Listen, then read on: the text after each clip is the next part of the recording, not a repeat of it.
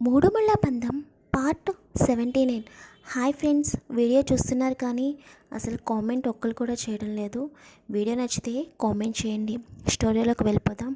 వైష్ణవి కంగారుగా తన వడిలోకి తీసుకుని వైషు లెగు ఏమైంది అని అడుగుతాడు విక్రమ్.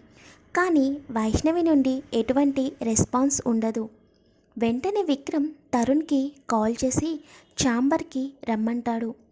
తరుణ్ ఛాంబర్కి రాగానే విక్రమ్ వైష్ణవిని పట్టుకుని కంగారు పడుతూ ఉంటే తరుణ్ స్పీడ్గా విక్రమ్ దగ్గరికి వచ్చి ఏమైంది బాబా, వైష్ణవికి ఎందుకలా పడిపోయింది అని కంగారుగా అడుగుతాడు. ముందు కారు దిగి హాస్పిటల్కి తీసుకువెళ్దాం అని చెప్పి విక్రమ్ వైష్ణవిని లిఫ్ట్ చేసి లిఫ్ట్ ద్వారా కారిడార్లో ఉన్న కారు దగ్గరికి వెళ్ళి వెనుక సీట్లో కూర్చుని వైష్ణవిని తన ఒడిలో కూర్చోబెట్టుకుని త్వరగా కార్ స్టార్ట్ చేయమని చెప్పి హాస్పిటల్ నేమ్ చెప్పి లొకేషన్ ఆన్ చేసి తరుణ్కి ఇస్తాడు. తరుణ్ చాలా స్పీడ్గా కార్ డ్రైవ్ చేస్తూ హాస్పిటల్కి చేరుకుంటారు. హాస్పిటల్ రాగానే విక్రమ్ వైష్ణవిని ఎత్తుకొని హాస్పిటల్లో జాయిన్ చేసి ఆల్రెడీ వైష్ణవిని ట్రీట్ చేస్తున్న లేడీ డాక్టర్ దగ్గరికి వెళతాడు. ఆమె వైష్ణవి దగ్గరికి వచ్చి చెక్ చేసి ఈ అమ్మాయి చాలా ప్రెజర్ తీసుకుంది, నేను మీకు ముందే చెప్పాను కదా తన మైండ్పై ఎక్కువ ప్రెజర్ పడకూడదని, మళ్ళీ ఏం జరిగింది అని అంటుంది. విక్రమ్కి కూడా అర్థం కావడం లేదు. తను కాన్ఫరెన్స్ హాల్కి వెళ్ళేటప్పుడు వైష్ణవి ల్యాప్టాప్లో వర్క్ చేస్తూ ఉంది. కానీ తను వచ్చేసరికి తల పట్టుకుని కూర్చుంది. ఏం జరిగిందో అర్థం కాక అలాగే మౌనంగా ఉండిపోతాడు. డాక్టర్ వెంటనే వైష్ణవికి సెలైన్ పెట్టి ఇంజెక్షన్ చేస్తుంది. తనకి మెలకువ రావడానికి చాలా టైం పడుతుంది. పల్స్ కూడా చాలా స్లోగా ఉంది. ఈసారి ఆ అమ్మాయి చాలా ఎక్కువ భయపడింది. ఎంతలా అంటే మైండ్పై ప్రెజర్ పెట్టిందంటే తనకి మెలకువ రావడానికి 1 డే పట్టొచ్చు, 2 డేస్ పట్టొచ్చు అని చెప్పగానే విక్రమ్ అక్కనే కూర్చునిపోతాడు. తరుణ్ వెనకాల నుండి వచ్చి విక్రమ్ని పట్టుకుని బాబా, సిస్టర్కి ఏమీ కాదు, నువ్వు కంగారు పడకు అని చెప్పి విక్రమ్ని అక్కడున్న చైర్లో కూర్చోపెట్టి వాటర్ తీసుకొచ్చి ఇస్తాడు. విక్రమ్ మనసులో ఎన్నో ఆలోచనలు రన్ అవుతున్నాయి. అప్పటి వరకు చక్కగా ప్రాజెక్ట్ ఎక్స్ప్లెనేషన్ ఇచ్చింది. అలాగే టెండర్ గురించి కూడా ఫైల్ ప్రిపేర్ చేస్తాను అని చెప్పింది. కానీ నేను వచ్చేలోగా ఏం జరిగింది ఏమీ అర్థం కావడం లేదు విక్రమ్కి. కానీ ఖచ్చితంగా చాలా బలమైనది జరిగిందని అనిపిస్తుంటే వెంటనే తరుణ్ని అక్కడే ఉండమని చెప్పి ఆఫీస్కి స్టార్ట్ అవుతాడు విక్రమ్.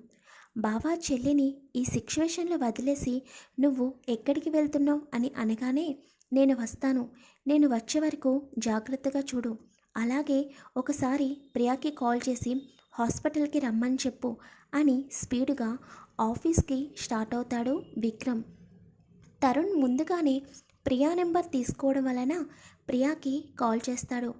ప్రియా ఏదో అన్నౌన్ నెంబర్ నుండి ఫోన్ వస్తుంటే ఫోన్ లిఫ్ట్ చేసి హలో ఎవరు అని అంటుంది. వెంటనే తరుణ్ ప్రియా, నేను తరుణ్ని అని అనగానే ఏంటి నేను ఆఫీస్లో లేనని వెంటనే కాల్ చేసేసారా, మీరు కొంచెం సేపు కూడా నన్ను వదలరా అని చిరాకుగా అనగానే తరుణ్కి బాగా కోపం వచ్చి షటప్ ప్రియా, ముందు ఎదుటివారు ఎందుకు కాల్ చేశారో తెలుసుకుని అప్పుడు మాట్లాడు, నేను హాస్పిటల్లో ఉన్నా, వైష్ణవికి బాగోలేదు, హాస్పిటల్కి రా అని అనగానే ప్రియా కంగారుగా ఏమైంది వైష్ణవి వదినకి, నేను వచ్చేటప్పుడు తను బాగానే ఉంది కదా అని కంగారుగా అంటుంది. చెప్పాను కదా తనకి కొంచెం సీరియస్గా ఉంది, నువ్వు వెంటనే హాస్పిటల్కి రా అని చెప్పి హాస్పిటల్ లొకేషన్ ప్రియాకి పంపిస్తాడు. ప్రియా వెంటనే క్యాబ్ బుక్ చేసుకుని హాస్పిటల్కి స్టార్ట్ అవుతుంది. విక్రమ్కి చాలా కోపం వస్తుంది. ఏదో జరిగింది, నేను కాన్ఫరెన్స్ హాల్కి వెళ్ళిన తర్వాత అనవసరంగా తప్పు చేశాను, తను నాకు మీటింగ్ గురించి చెప్పలేదని సీరియస్గా తనని ఛాంబర్లో వదిలేసి వెళ్ళిపోయాను. నేను ప్రేమించానని అంటున్నాను కానీ నిజంగా వైష్ణవిని ప్రేమించానా, నా మీద నాకే చిరాకు వస్తుంది, అలా ఎలా ఒంటరిగా వదిలేశాను, నేను మీటింగ్కి వెళ్ళిపోయాను అని అనుకుంటూ తన మీద తనకే కోపం వస్తూ ఉంటే ఇంతలో ఆఫీస్ వస్తుంది. వెంటనే విక్రమ్ పరుగున లిఫ్ట్లోకి వెళ్ళి తన ఛాంబర్కి వెళ్ళి సిస్టమ్ ఆన్ చేసి తను కాన్ఫరెన్స్ హాల్కి వెళ్ళిన తర్వాత తన ఛాంబర్లో ఏం జరిగిందో సీసీటీవీ ఫుటేజ్ ఓపెన్ చేస్తాడు.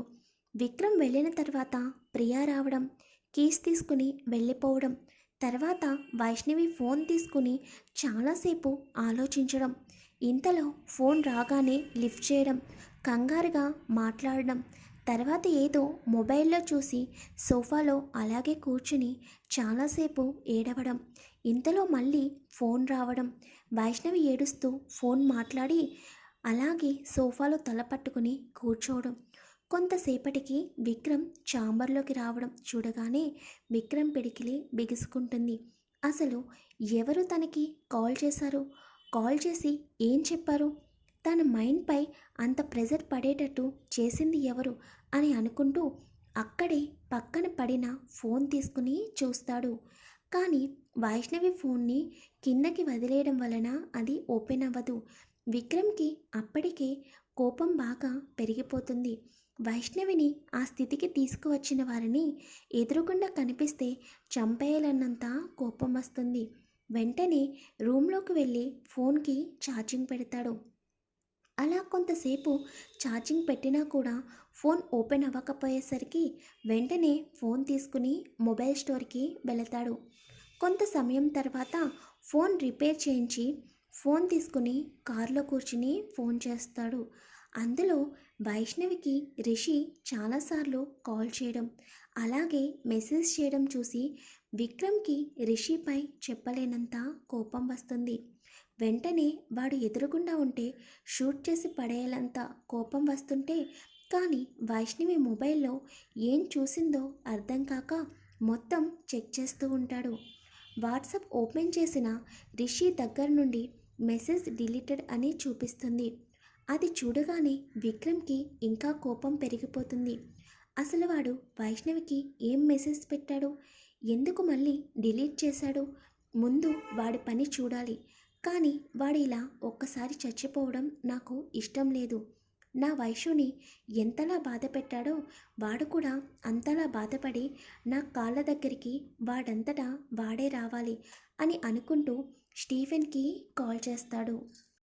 స్టీఫెన్ ఫోన్ లిఫ్ట్ చేయగానే నాకు ఆ రిషిగాడి ఆస్ట్రేలియాలో ఉన్న కంపెనీ డీటెయిల్స్ మొత్తం కావాలి, వాడి షేర్ హోల్డర్స్తో సహా, వాడి కంపెనీలో ఎవరెవరు ఎంతెంత ఇన్వెస్ట్మెంట్ చేశారో ప్రతి డీటెయిల్స్ నాకు పంపించు వీలైనంత త్వరగా అని చెబుతాడు.